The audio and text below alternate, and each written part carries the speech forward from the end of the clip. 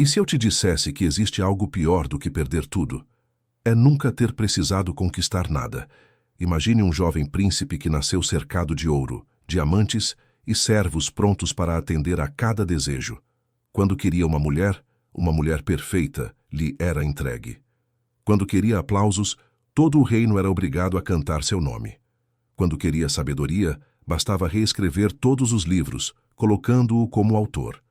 Esse príncipe viveu cercado de adoração, conforto e orgulho. E, segundo a história oficial, viveu feliz para sempre. Mas diga-me, você torceu por ele? Você se emocionou com essa narrativa? Provavelmente não, porque no fundo sentimos que algo está faltando. Esse é o paradoxo do príncipe. Ele tinha tudo, e por isso não tinha nada. Sem provações não há vitória. Sem queda não há superação. Sem dor não existe transformação. E sem transformação não existe história. É aqui que encontramos o coração da filosofia e da própria vida. Nós, seres humanos, precisamos de narrativas que mostrem mudança, que nos façam sentir que existe sentido no esforço, que cada sacrifício nos torna alguém novo. Pense, qual foi a última vez que você passou por algo que parecia impossível e, ao final, percebeu que não era mais o mesmo? Esse momento, por mais doloroso que tenha sido, é o que dá sabor à sua vida. A verdade é simples e dura. A existência não se trata apenas de chegar ao destino, mas de se tornar alguém digno de chegar até lá. A recompensa verdadeira nunca é o tesouro, mas sim a pessoa que você se transforma ao longo do caminho.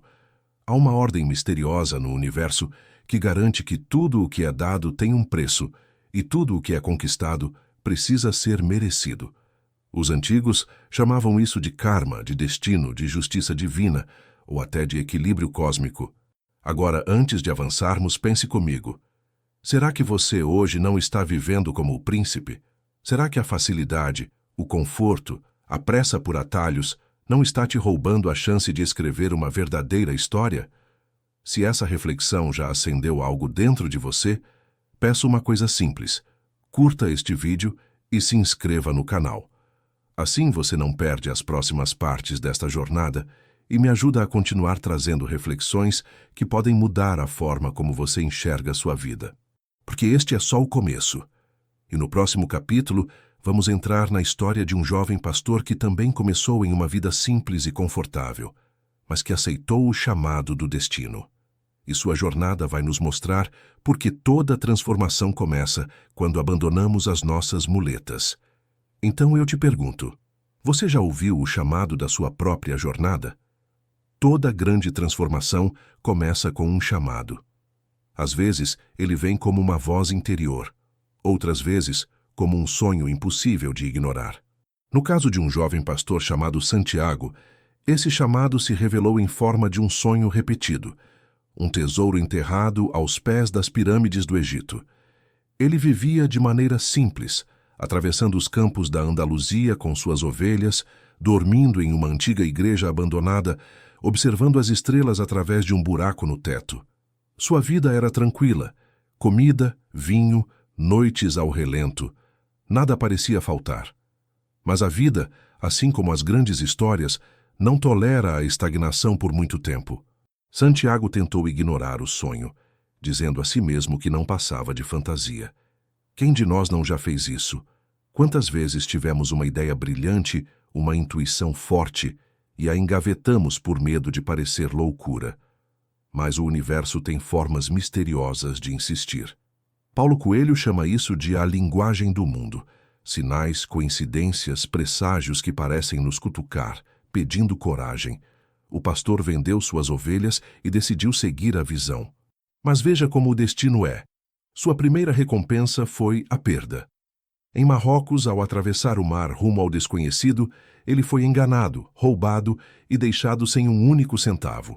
O sonho de ouro virou pesadelo de desespero. E aqui mora a primeira grande lição. A jornada só começa de verdade quando perdemos nossas muletas. Enquanto temos garantias, não há entrega. Enquanto temos reservas, não nos lançamos de corpo inteiro. Santiago foi forçado a começar do zero em terra estrangeira, sem língua, sem recursos, sem ninguém para apoiá-lo. Mas não é assim também conosco? Quantas vezes só decidimos mudar depois de sermos quebrados, depois de perdermos o emprego, de sermos traídos, de ver um plano desmoronar? O sofrimento inicial é o fogo que queima o que é supérfluo e nos empurra a descobrir do que realmente somos feitos. O jovem encontrou trabalho em uma loja de cristais, limpando copos em troca de comida. Ali, começou a reconstruir sua vida. E mais uma vez a lição se repetia. A dor inicial não era castigo, mas convite. O universo parecia dizer: você quer crescer? Então prove. E aqui eu quero te deixar uma pergunta. Quantas vezes você ignorou um chamado por medo da perda? Quantas oportunidades foram desperdiçadas porque você preferiu a segurança das suas ovelhas ao risco do desconhecido?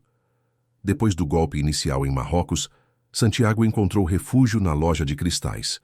O dono, cansado e resignado, via seu negócio definhar lentamente. Mas a energia do jovem transformou aquele lugar. Ele sugeriu arranjos novos, expôs os cristais ao sol, levou os produtos para fora da loja. Em pouco tempo, clientes começaram a chegar, o lucro aumentou e o comércio que estava condenado renasceu. O pastor não só recuperou o que perdera, como prosperou. Aprendeu a língua local, ganhou experiência, acumulou dinheiro suficiente para viver bem. Ali, no balcão de uma loja iluminada por vidros cintilantes, encontrou uma nova sensação de estabilidade. E é justamente nesse ponto que muitas jornadas morrem, no conforto conquistado depois da primeira vitória. O conforto é traiçoeiro. Ele sussurra: você já conseguiu o suficiente. Por que arriscar mais? Por que deixar tudo para trás? É a voz que transforma talentos em rotinas medíocres, sonhos em lembranças esquecidas. Quantos de nós já não estacionamos em empregos que não amamos, mas que nos pagam o básico? Quantos nos mantemos em relacionamentos mornos por medo da solidão? O conforto é o cárcere dourado da alma. Santiago poderia ter ficado, mas os presságios voltaram a chamá-lo. As pirâmides ainda o esperavam. Ele entendeu que, se permanecesse, o dinheiro lhe daria segurança, mas não sentido. E então decidiu arriscar de novo, partindo em direção ao deserto. Foi nesse ponto que a jornada ficou ainda mais complexa.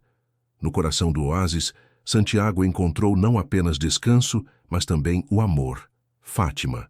Oásis e amor, duas formas profundas de conforto. Ele foi reconhecido como alguém de visão, ganhou respeito e até um cargo de liderança. Pela primeira vez tinha dinheiro, status e uma companheira para amar. O que mais poderia querer? E ainda assim, algo nele sabia que não podia parar. O destino não se cumpre quando ficamos confortáveis. O destino exige movimento. Oásis e amor, por mais belos que sejam, podem se tornar prisão se usados como desculpa para não seguir adiante. Essa é uma das armadilhas mais sutis da vida, quando temos algo bom o bastante, mas não aquilo que de fato nos realiza. Quando quase nos distrai do plenamente. Oásis, relacionamentos, empregos, rotinas, tudo isso pode ser aconchegante, mas perigoso.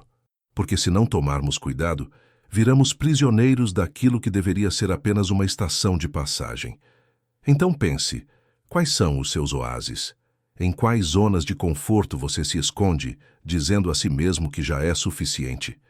E até que ponto esse suficiente não está te impedindo de encontrar o seu verdadeiro tesouro? Todo herói encontra, em algum ponto da jornada, um mestre.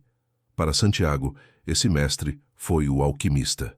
Um homem misterioso, profundo, que parecia enxergar não apenas o deserto à frente, mas também o próprio coração do jovem. O alquimista não lhe ofereceu riquezas, atalhos ou garantias. Ofereceu algo muito mais valioso: a compreensão de que a verdadeira linguagem do mundo é escrita dentro de nós e só pode ser lida com coragem. Foi ele quem revelou um princípio universal que ecoa em todas as culturas. Toda busca começa com a sorte de principiante, mas termina com uma prova severa. É como se o universo dissesse: você quer mesmo isso? Então prove que está pronto para receber. Essa é a provação final, o ponto em que muitos desistem, porque exige não apenas força, mas fé. Santiago e o alquimista atravessaram terras em guerra até serem capturados por uma tribo. Roubados, ameaçados, humilhados, estavam prestes a ser executados. Foi então que o mestre declarou: o jovem tinha um poder único, transformar-se em vento. Os guerreiros riram. Santiago, apavorado, percebeu que o desafio era impossível. Ele não sabia como se transformar em vento. E aqui está a beleza da metáfora. A vida nos coloca, inevitavelmente, diante de tarefas impossíveis, situações que parecem além da nossa capacidade. É no limite do desespero que descobrimos a verdade mais profunda. Não estamos separados do mundo, somos parte dele. Quando Santiago, tremendo, voltou-se para o silêncio do deserto, percebeu que sua essência não era distinta da areia, do sol, do vento. Tudo era um. E nesse instante, o impossível aconteceu. O vento soprou furioso, erguendo-o como parte do próprio cosmos. O impossível se tornou real, não porque ele aprendeu uma técnica mágica, mas porque abandonou o medo e dissolveu o ego. Transformar-se em vento significava aceitar que sua identidade individual era apenas uma pequena centelha de uma chama maior. Esse momento carrega uma lição eterna. A verdadeira sabedoria não é acumular respostas, mas dissolver fronteiras. Quando deixamos de acreditar que somos isolados, ganhamos acesso a uma força que não pertence apenas a nós, mas ao todo. E é justamente aqui que a transformação se consolida. O herói não é mais um pastor ingênuo em busca de ouro, mas alguém que conheceu sua própria alma e descobriu que não há separação entre ele e o universo. Pense por um instante. Quantos dos seus medos vêm da sensação de estar sozinho? E quantos desapareceriam se você entendesse que nunca esteve isolado, que é parte de uma trama maior, viva, que respira através de você? Depois de atravessar desertos, escapar da morte e aprender a se fundir ao próprio vento, Santiago finalmente chegou ao destino que o motivara desde o início: as pirâmides do Egito. Ali, ajoelhado diante da grandeza milenar das pedras, ele viu um sinal, um escaravelho, símbolo sagrado, que o guiou ao ponto onde deveria cavar. Com as mãos ensanguentadas e o coração acelerado, ele começou a escavar a areia. Cada movimento parecia a batida de um tambor anunciando a vitória final. Mas quando estava prestes a alcançar o que buscava, foi surpreendido por homens armados. Os ladrões o espancaram, exigindo saber o que fazia ali. Entre socos e chutes com os últimos fios de fôlego, Santiago contou sua história. Disse que buscava um tesouro porque sonhara com ele. Os homens riram dele. O líder zombou. Você atravessou meio mundo por causa de um sonho? Eu também tive um. Sonhei com um tesouro enterrado em uma igreja abandonada na Espanha, com um buraco no teto. Mas só um tolo daria importância a isso. E rindo, foram embora. Foi nesse momento que Santiago percebeu a ironia cruel e perfeita. O tesouro sempre estivera onde tudo começou, na velha igreja onde ele dormia com suas ovelhas. Ele precisou atravessar perigos incontáveis apenas para voltar ao ponto de partida. Mas não foi em vão, porque sem a jornada o ouro seria apenas ouro. Agora tinha significado. E aqui está a lição. O valor não está no que encontramos, mas em quem nos tornamos no processo. Essa é a lei invisível da vida. Nada de grande pode ser dado sem transformação.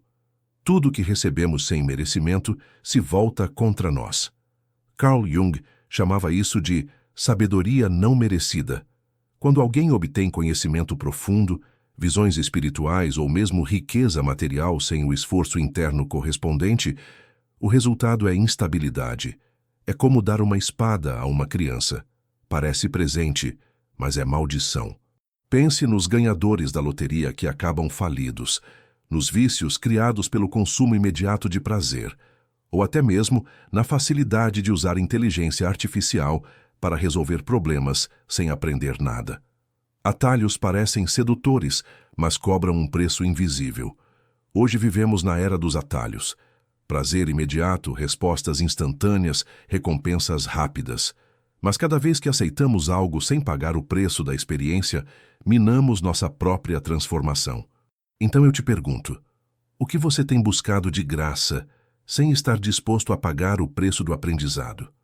A jornada de Santiago ecoa uma verdade que já foi contada em inúmeras tradições. No cristianismo, por exemplo, temos a parábola do filho pródigo. Um jovem pede sua herança antecipada, foge de casa e a desperdiça em prazeres efêmeros. Quando o dinheiro acaba, resta-lhe apenas a miséria. Faminto, trabalha alimentando porcos e nem pode comer a comida que lhes dá. Só então, humilhado e vazio, decide voltar para casa. O pai, em vez de puni-lo, o recebe com festa. Por quê?